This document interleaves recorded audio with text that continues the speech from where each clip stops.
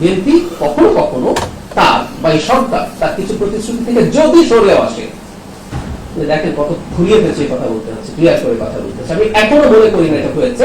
যদি হয় সেটা যৌক্তিক সমালোচনা করুন, চাপ প্রয়োগ করুন, তাতে সরকার কাজগুলো করবে। আর না করলে তো 5 বছর পর নির্বাচন আছে, সেখানে সেই ম্যান্ডেট বুঝিয়ে যাচ্ছে।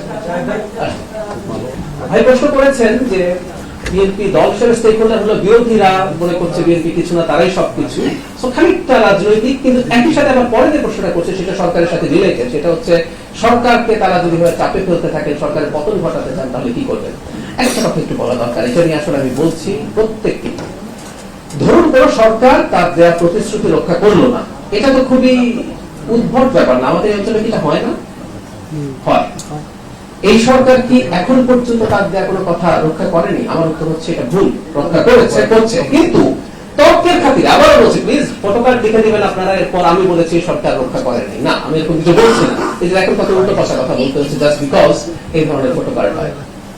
আবারও বলছি, আপনার যদি মনে হয় সরকার তার দেওয়া কোনো প্রতিশ্রুতি রক্ষা করছে না, তাহলে একটা গণতান্ত্রিক ব্যবস্থার পথ কি? শেখ হাসিনার সামনে পেঁয়াজের দাম 300 টাকা হলে আমি কিন্তু বলেছি তুমি ক্ষমতা থেকে নামো। পেঁয়াজের দাম 300 টাকা, তার মানেটা হচ্ছে এই স্মরণ করিয়ে দেয়া তুমি অবৈধভাবে ক্ষমতায় আছো। যত কিছু সমস্যা হবে আমি এটা ধরে তোমার পতন চাই। কিন্তু একটা বৈধ সরকার, বৈধ সরকারকে ডিল করার প্রসেস হচ্ছে নির্বাচন। আপনি সংসদে কথা বলুন, টকশোতে তো দুর্দান্ত সরকারের বিরুদ্ধে পারফর্ম করছেন, সোশ্যাল মিডিয়া মাঠে, আবারও বলছি, ইভেন মিসইনফরমেশন ডিসইনফরমেশন আপনি ছড়াচ্ছেন, সরিয়ে রাখি, মাঠে তারা ক্যাম্পেইন করছেন সরকার বা বিএনপি কি কথা রাখে নাই। এগুলো করুন, জনগণকে কানেক্ট করুন এবং আগামী নির্বাচনে ভোট চান। সো জনগণ আপনাদেরকে নির্বাচন করে এবং আপনাদের ভালো হয়। আমি তো এটা মনে করি সরকার কিছু কাজ করছে না, এটা সরকারকে করানোর চাইতে আপনি হাতে রাখেন, এটা আপনার জন্য সুবিধা। এটা আপনি রাজনীতি করতে পারবেন, সরকারকে ক্রমাগত চাপে ফেলতে পারবেন।